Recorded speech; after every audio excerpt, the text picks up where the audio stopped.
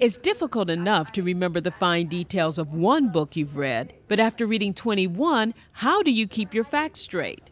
That's the challenge of these Chicago Public Schools students who are taking part in the Battle of the Books program. As part of the competition, teams of 4th to 6th graders and 7th to 8th graders read 20 books and one digital book. The Chicago Public Schools Department of Libraries chooses the books from Rebecca Caudle award-winning titles and recommendations from previous Battle of the Books participants. I think that most of the kids who join are fairly big readers to begin with. I think it helps them grow. I think they read books they may never have chosen on their own, but they read because they're part of Battle, and that opens them up to read more of those types of books in the future.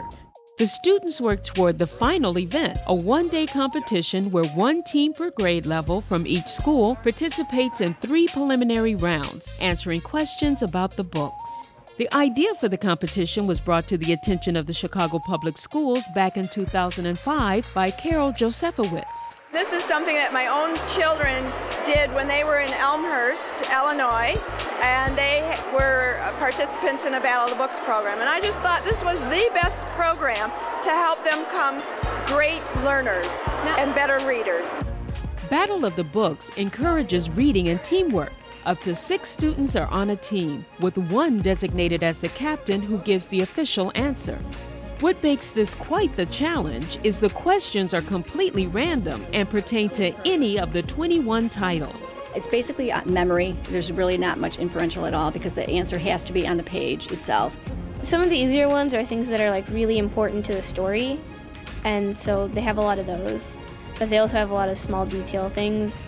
The teams at Andrew Jackson Language Academy began preparing for the battle in January. Coaches Sue Nibbs and Kathy Myers drilled the students, asking questions which the students pulled together. It's hard because a lot of these books, you can find questions on possible questions on every single page.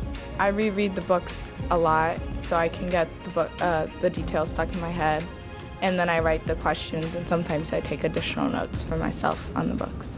This year, nearly 1,400 students from 115 Chicago public schools took part in the battle, which was held at Chicago Vocational Career Academy. Much of the support for the Battle of the Books comes from volunteers, including team coaches who offer their time to work with the students, the more than 500 event volunteers working as judges and moderators during preliminary rounds, and from corporate sponsors which provide financial support for the Battle of the Books. We do this on fairly little funding, but it does take something to get food, get books, get t-shirts, pay for security, buses. Carol Josefowitz is the program's most eager volunteer. She works year-round looking for sponsorship and support for the program. Her civic commitment is done out of love for the city, which she says has supported her and her husband, former Juul CEO Greg Josefowitz. I don't think there's anything I would rather do than help kids become better learners and readers. And so it just is a great thing that the Department of Libraries allows me to volunteer and help them with this program.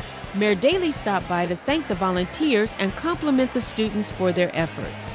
With author Claudia Guadalupe Martinez posing the questions, the 7th and 8th grade finalists, teams from LaSalle Language Academy, Jackson Language Academy, and Solomon School each had to answer 10 questions. Points are given for both the question and the name of the book's author.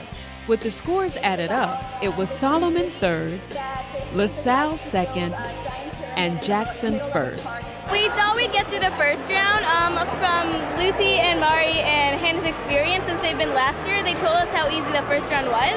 We started to worry though once we got into the 2nd and 3rd round though. We didn't expect we'd get to the final round, but we kept hoping and we got into the final round.